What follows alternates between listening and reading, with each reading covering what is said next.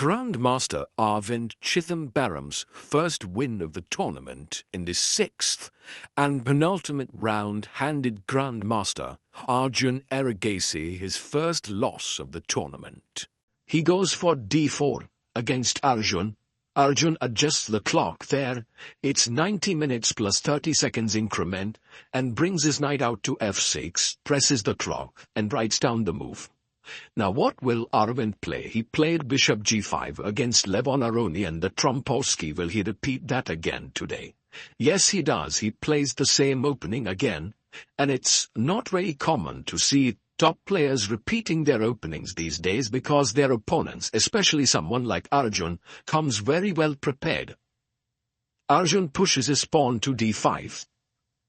And now, can Aravindh take here? Will he take here? Not really. He goes e3, a very solid move. Just bolstering the center, opening up the other bishop. And Arjun goes for the move g6. His plan is to put the bishop on g7.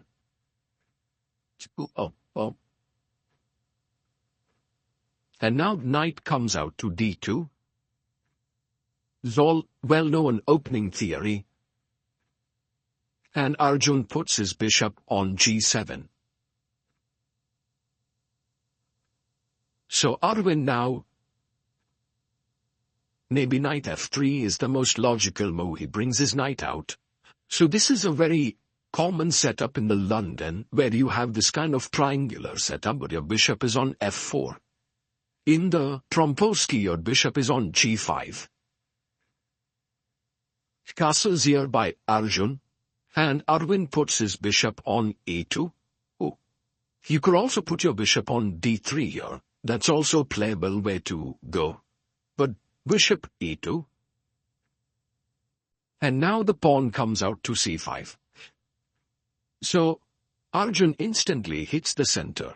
If you take here, then knight d7 followed by c5 is a good idea. And pawn to c3, so very solid structure here for white. And pawn to b6 played here by Arjun. He wants to maybe put his bishop on b7. Aravindh castles here. And now bishop comes out to b7.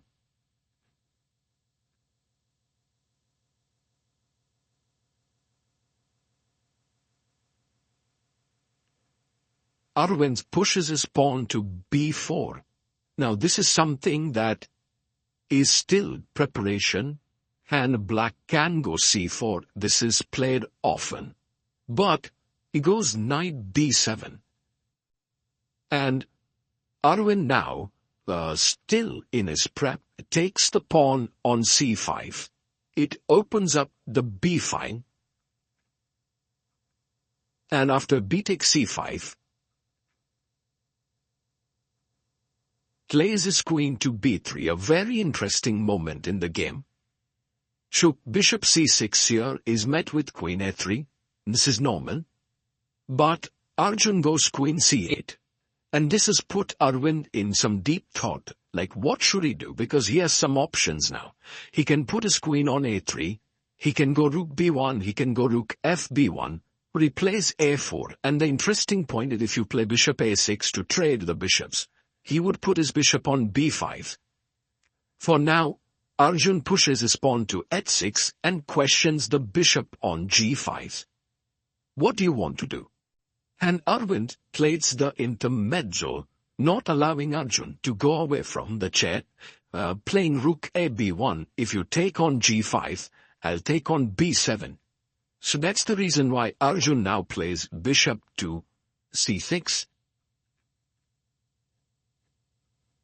And Aravindh brings back his bishop to f4 on this important diagonal. What is Arjun's plan now next, is the question. He goes g5, so he's playing a bit aggressively. This move does give white some chances now because it does create some weaknesses. And bishop e5 is an interesting move because if you take here, I can take with the knight attacking your bishop. He goes pawn to c4, attacking the queen. And now you can go back queen c2, trying to prepare the e4 break. But Aravindh thinks for a bit and plays queen a3. Now he's putting pressure on the e7 pawn. And Arjun goes rook e8, a useful move here.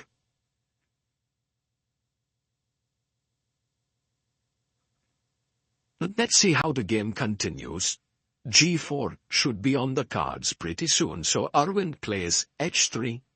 And now if you play g4, then after takes, you can just take here and white would be slightly better. So, for now, Arjun plays his bishop back to f8, and maybe he wants to go e6 and activate his bishop on this diagonal. Aravindh plays the queen to a2, and this queen will attack c4 after e4 is played, or the queen can come to c2. Time-wise, Arjun now down to 31 minutes after the move g4, attacking the knight on f3. And Aravindh chops off the pawn, h takes g4. Knight takes on g4.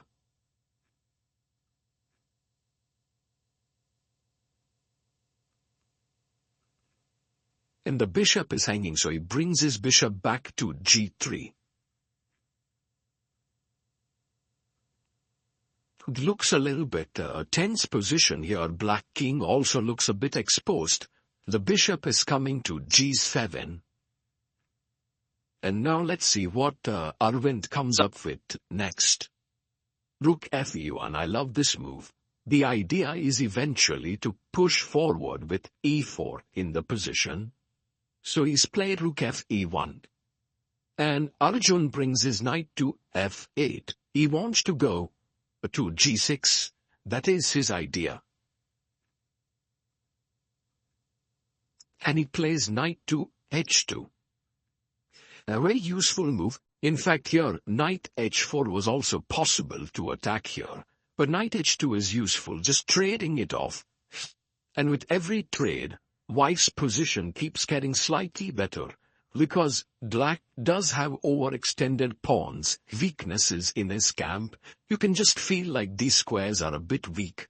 Now, bishop h2. And what will Arjun play next is the question. Arjun lashes out with e5. And with this move, he's telling his opponent that I'm not really considering too many positional elements here. I just feel like I need some activity. So d taken. Arjun takes bishop e5. Bishop takes e5. And now rook takes e5. The problem, of course, in this position does remain that the d5 pawn is a bit weak, and the d4 square as well is a bit weak now. It's soft and knight comes to f3, so white's play does become easier. But Arjun allows such weird positions. He allows to create his chances, and with rook e6 he wants to play rook g6, queen h3, maybe knight h7, knight g5. These are the plans that he has on his mind. And Aravindh brings his rook to the center of the board, attacking the pawn on d5, putting pressure there. Now bishop goes back to b7. And let's see how Aravindh builds up the pressure here. He goes knight to d4. And the knight is like exquisitely placed here. It's attacking the rook. But on the other hand, the d5 pawn, which is now a bit weak, has been shielded by the knight. Bishop h5 played here by Aravindh, attacking the rook. And let's see what Arjun plays here. He goes rook to g5, attacking the bishop. But now is a very important moment, which is queen e2 needs to be found by Aravindh. And the key point here, of course, is that after queen e2, Let's see, he plays it. Yes, he brings his queen in. If you go queen h3, I have f4, and if you play rook takes h5, your queen is hanging, and if you play queen takes h5, the rook is hanging. So all in all, a very good move here. Queen e2. Plays his bishop, queen to d7. They are hoping to bring the rook into e8. And now, Aravindh pushes his pawn to f4. Soon the rook has to move away. Rook g7 played. Arjun has 16 minutes. Aravindh has 10 minutes. Aravindh has until now played an amazing game of chess. He's just played all precise moves, and he must continue in that way. And it's not easy when you're facing a player like Arjun, but queen c2 is such a good move. He wants to put the knight on f5 square, and bishop and knight would be dominating on the king side. So Arjun now, what does he do? He brings his knight to e6. He's trying to be more active. And I think it's time for the white knight to jump to f5. Aravindh thinks for roughly 2.5 minutes. Plays knight f5, rook is attack, rook h7, and now e4 is a powerful move, but it requires sharp calculation, something that people have not been doing against Arjun, but Aravindh does it. He pushes his pawn to e4, and he asks some big questions to Arjun. Of course, Arjun can take this pawn, which he does, and attacks the bishop here. But here is another powerful move. He takes d5, sacrificing the bishop. Very difficult to find. Oh my God, Aravindh finds it. The point being, if you take here, I enter rook e7, you have to go queen c8, and now this amazing move queen f2, threatening knight d6, and is completely winning. What a move there. f6 immediately played by Arjun. He doesn't want the rook to come into e7. Bishop comes back by Aravindh. He's threatening knight at 6 check, picking up the queen. The queen moves back to d8. The position has sharpened considerably here, but what a brilliant e takes d5 move by Aravindh, now bringing the rook up, attacking the knight. The way in which Aravindh is galvanizing his forces is just simply tremendous.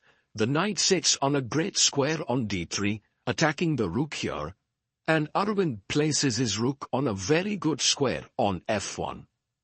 He's looking at this f6 pawn. Knight comes back to e5, the bishop is attacked. And do you want to really save the bishop? Bishop h3 played, he saves it, and keeps his bishop on a good square. Now if you take on d5, that's really not a great idea. Knight e3, and you will lose the bishop. So Arjun plays king h8, moving his king to the side. But for Aravindh, it's all about now coordinating his forces. He pushes his pawn to d6. The downside of this move is that the bishop opens up, but the upside is that the pawn is just an absolute monster there on the d6 square. Look at Aravindh like a hawkeye, looking at the position. He has only problem that he has is his time. He has 3 minutes 17 seconds. And now with the clock ticking down, he needs to be very, very careful about his time. He plays rook f4. I like how he's organizing his pieces on wood squares. Rook comes to f4. And let's see what Arjun does. He activates his queen to g5. He's planning to bring the rook to g8 next.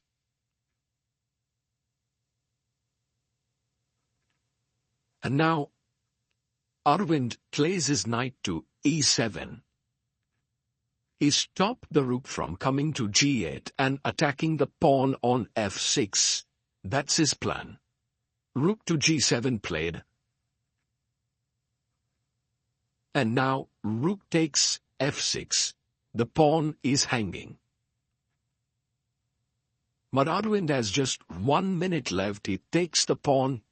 And an important variation is that after queen e3 check, queen f2, you can't take the bishop because of check blocking the rook, and I'm gonna pick up your queen. So that's the reason why you can't do this. He brings rook g8, but isn't the rook hanging there on g8?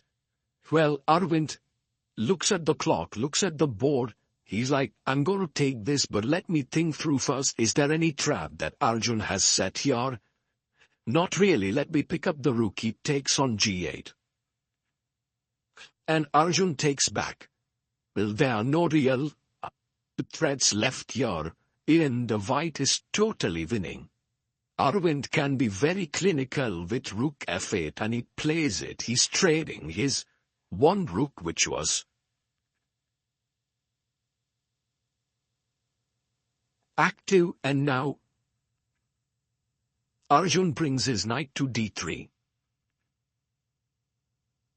And this is game over now. There's nothing much left, but you just have to finish it off cleanly. And I love the calmness with which Aravindh is thinking here.